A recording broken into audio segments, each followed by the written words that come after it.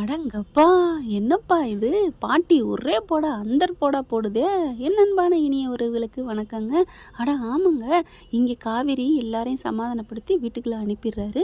அந்த குடும்பத்தையும் ஒரு நாள் இருங்கன்னு சொல்லி அனுப்பிடுறாரு நம்ம தலைவர். அதுக்கப்புறமா சமாதானப்படுத்துறங்கிற பேரில் பாவங்க தவிக்குது நம்ம புள்ள. பாட்டிக்கிட்ட போய் உட்காந்துக்கிட்டு கரெக்டாக சித்தி எந்திரிச்சுக்கிறது. பாட்டி பாட்டி பாட்டி பாவம் பாட்டி, அப்படி பாட்டி இப்படி பாட்டி அப்படிங்குது. பாட்டியும் விடா கண்ணனா கொடா கண்ணன்ட்டு நீ சொல்லாதடா விஜய், இதெல்லாம் சரியா? என்னடா இது? அந்த குடும்பம் தங்கினாலும் கூட ஓகே, அந்த குடும்பத்தோட இன்னொரு குடும்பமா அப்படி எப்படிங்கிறாங்க. இங்கே பாருங்க பாட்டி, நம்ம குடும்பத்துக்கு ஏதாவது ஒன்றுன்னா என் பொண்டாட்டி பார்த்துட்டு சும்மா இருப்பாளா? இப்போ கூட நம்ம குடும்பம் பாவம், தாத்தா பாட்டி கஷ்டப்படுவாங்க. நான் இந்த வீட்டுக்கு வந்ததே அவள் தானே பாட்டி, அவள் தானே காரணம்.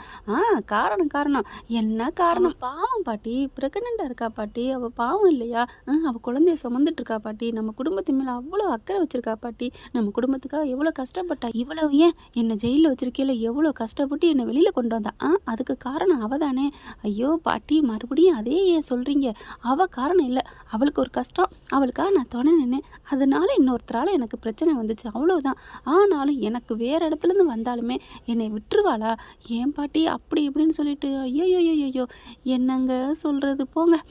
மனசு இப்படி குளிருது. விஜயோட நடிப்பு அல்டிமேட்டுங்க, அல்லது போங்க.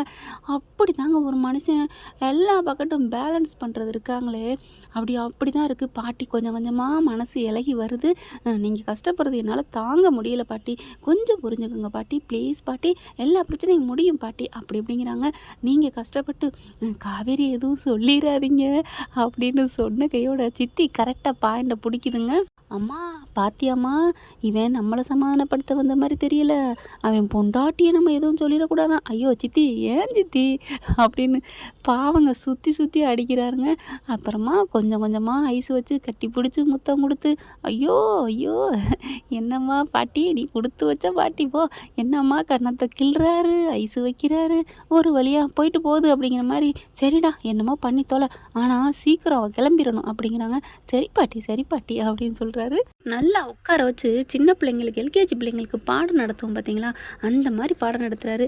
அதுக்கப்புறம் சரி சித்தி, நீங்கள் போய் இப்போ சொல்லுங்கள் சாப்பிட்டீங்களா, ஏன்னா வந்தோன்னே சாப்பிட்டீங்களான்னு தான் கேட்குறாரு, பதில் சொல்ல மாட்டேங்குது, ரொம்ப குண்டங்க மண்டக்க பேசுது. அப்புறமா பார்த்தீங்கன்னா இப்போ சொல்லுங்கன்னு சொன்னோன்னே சாப்பிட்டேன்டா அப்படிங்குதா. சரி நீங்கள் போங்க, நான் தாத்தா கிட்ட ஒரு சின்ன வேலை இருக்குது, நான் பார்த்துட்டு வரேன். என்னடா மறுபடியும் எதுவும் பிரச்சனையா, என்கிட்ட சொல்லுடா. பாட்டி இது கம்பெனி விஷயம் பாட்டி, ஆஃபீஸ் விஷயம் பேச போகிறேன், நீங்கள் போங்க அப்படின்னு சொல்லி அனுப்பி வைக்கிறாங்க.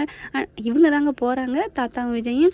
உடனே ஆத்தாலும் மகளும், அம்மா என்னம்மா இது, அதாண்டி எனக்கும் புரிஞ்சுக்கல, இது என்னடி பண்ணுறது இதுகளை அப்படின்னு மறுபடியும் இவ்வளோ நேரம் அட்வைஸ் பண்ணுறாரு புள்ள. எல்லாத்தையும் கேட்டுப்பட்டு கிடக்கிறதெல்லாம் கிடக்கட்டுன்னு சொல்லி எதை தூக்கி மெத்தையில் போட்டுன்னு சொல்லுவாங்க இல்லையா, அந்த மாதிரி மறுபடியும் ரெண்டும் பேச ஆரம்பிக்குதுங்க. அடங்கொய்யால என்னங்கடி அப்படின்னு தாங்க தோணுது. எனக்கெல்லாம் இங்கிட்ட ஒன்று அங்கிட்ட ஒன்று பேச தெரியாதுங்க, நேருக்கு நேராக பேசிட்டு போகணுங்க, அவ்வளோதாங்க. அடுத்து எல்லாம் இருட்டிடுதுங்க. நல்ல வேலைங்க, இன்றைக்கி நம்ம தலைவன் தலைவிக்கு ஒரு 2 சீன் வச்சுட்டாங்கன்னு சொல்லலாம். வர்றாங்க, அப்படியே உட்காந்துட்ருக்காங்க. காவேரி எப்படா தலைவன் வருவார்னு சொல்லுவாங்க இல்லையா, வழி மேலே விழி வச்சு காத்திருந்தேன்னு கரெக்டாக வராரு. என்ன காவேரி, என்ன தூங்கலையா அப்படின்னு கேட்க, நான் எப்படிங்க தூங்குவேன் அப்படின்னு சொல்லல, ஜம்ப் பண்ணி அப்படியே கட்டிலில் உட்காந்துக்கிறாங்க 2 பேரும். அப்பாடா இவ்வளோ நாளாச்சுங்க இந்த மாதிரி கட்டிலில் உட்காந்து 2 பேரும் பேசி. அப்போல்லாம் அந்த காலம் செம்ம சீனுங்க. அப்போதைக்கு அந்த சீன்களோட அருமை தெரியலைங்க, அதுங்க அடிச்சுக்கிட்டு இருக்கையில். இப்போ தாங்க அதோட அருமை தெரியுது. எப்படா அந்த மாதிரி சீக்வன்ஸ்லாம் வைக்க மாட்டாங்களா அப்படின்னு தானங்க தோணுது. எனக்கு அப்படி தான் தோணுச்சு. உங்களுக்கு அப்படின்னா எஸ்ன்னு காமெண்ட்ஸில் சொல்லுங்கள் ஃப்ரெண்ட்ஸ். இப்போ பார்த்தீங்கன்னா காவேரிட்ட பேசுகிறாரு. காவேரிட்ட இவங்க பேசலை, காவேரி தான் பேசுகிறாங்க. சாரிங்க, எதுக்கடி சாரி, இல்லை என்னால் நீங்கள் எவ்வளோ கஷ்டப்படுறீங்க, ஐயா ஆரம்பிச்சிட்டாடா அப்படிங்கிறாரு. பாவங்க உண்மையில் விஜய், அது நல்லா தெரியுது காவேரிக்கு. அதுதான் சொல்லிட்டு வராரு. அவள் என்ன நினச்சி தான் கவலைப்படுறா பாட்டி அப்படின்னு. அதே மாதிரி இப்போ பார்த்தீங்களா உட்காந்துக்கிட்டு தூங்காமல் கொட்டை முழிச்சுக்கிட்டே உட்காந்துட்டு, நீங்கள் எவ்வளோ கஷ்டப்படுறீங்க, எனக்கு ஒரே கஷ்டமாக இருக்குங்க அப்படின்னு சொல்லிட்டு, டேய் சந்தானம், நீ ஏன்டா இப்படி பண்ண, நீ எதுக்குடா இந்த மாதிரி ஒரு கல்யாணம் பண்ண, நீ கல்யாணம் பண்ணாமல் இருந்தால் என் வாழ்க்கை எவ்வளோ சந்தோஷமாக இருக்கும் அப்படிங்கிறாங்க. எல்லா நேரத்துலையும் ஒவ்வொரு சந்தேகம் சண்டை எல்லாம் வந்துக்கிட்டு தானங்க இருக்குது.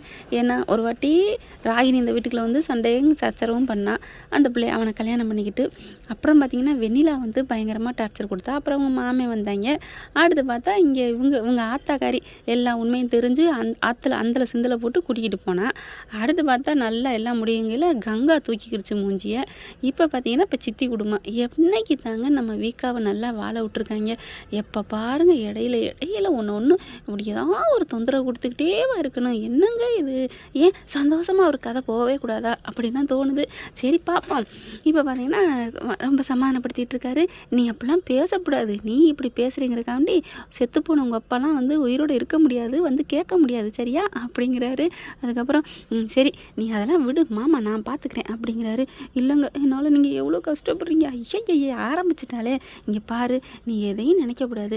சரி மாத்திரை போட்டியா? போடலை.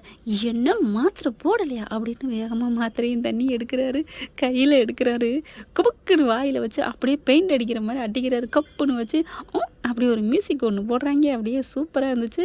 நல்ல அந்த அதாவது ஒரு சீனுக்கு காமெடி வரப்போகுதுன்னா அந்த மியூசிக் போடுறாங்க பாருங்கள், அதுலேருந்தே தெரிஞ்சு போயிடும் அப்பாடா இப்போ நல்ல சீன் போக போகுது அப்படின்னுட்டு மாத்திரையை போட்டு முடிச்சிடுறாங்க.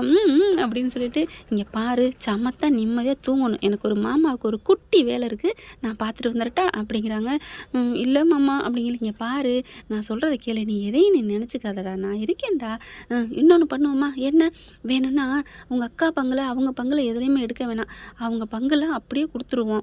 ஆனால் அந்த வீட்டில் என்ன பங்கு பாதி வருதோ அதை நான் வேணால் கொடுத்துட்டா. என்னது நீங்கள் கொடுக்குறீங்களா? ஆளை பாருங்கள், ஆளை நீங்கள் எங்கே கொடுக்கணும், நான் அந்த வீட்டிலேருந்தே கொடுக்கக்கூடாது இருக்கிறேன், நீங்கள் வேறு உங்கள் பணத்தை கொடுக்குறீங்களா? அதெல்லாம் முடியாது, முடியவே முடியாது.